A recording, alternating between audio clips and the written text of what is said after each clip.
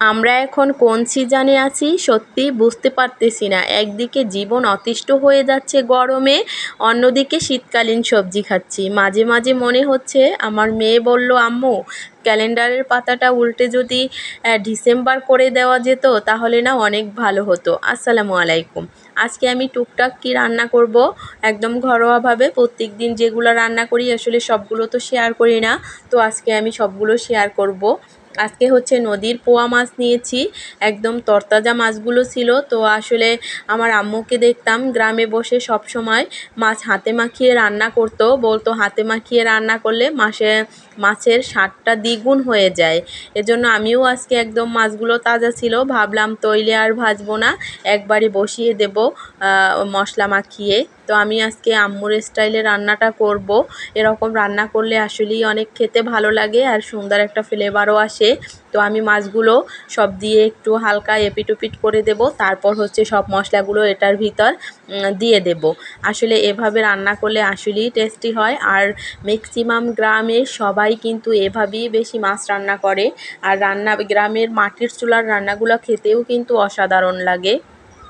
আমি যখনই আসলে বাবার বাড়ি বা শ্বশুর বাড়ি বেড়াতে যাই তখনই আসলে সবসময় মাটির চুলার রান্নাটাই বেশি পছন্দ করি।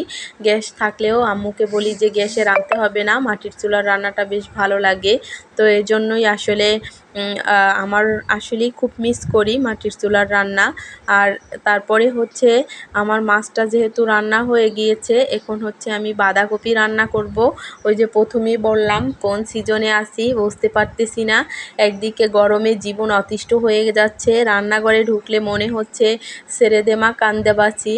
আসলেই এমন একটা অবস্থা, কি আর করার। আসলে তো যেহেতু খেতে হবে, প্রত্যেকটা মেয়েরই সংসার করতে হলে রান্না বাড়া করতেই হবে। জব করলেও রান্না করতে হবে, জব না করলেও রান্না করতে হবে। যেহেতু সংসারে একটা মেয়ের দায়িত্ব অনেক, রান্না না করলে ফ্যামিলির সবাই কি খাবে। আসলে সেই ভেবে যতই গরম পড়ুক না কেন রান্নাটা করে নিতেই হবে। তো আমি হচ্ছে চিংড়ি মাছ দিয়ে একদম শর্টকাটভাবে রান্না করব, যেহেতু অনেক গরম পড়ে। রান্নাঘরে ঢুকলে মনে হয় যে কখন রান্নাটা শেষ হবে, কখন রান্নাঘর থেকে বের হব। এরকম কার কার মনে হয় অবশ্যই কমেন্টে বলবা।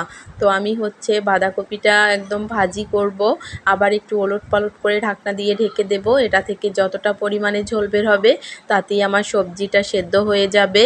তো এই তো আমার কিন্তু ঝোলটা একদম টেনে গিয়েছে। এখন হচ্ছে আমি আর একটু জাল করে চুলাটা বন্ধ করে দেব, আমার রান্নাটা কমপ্লিট হয়ে যাবে।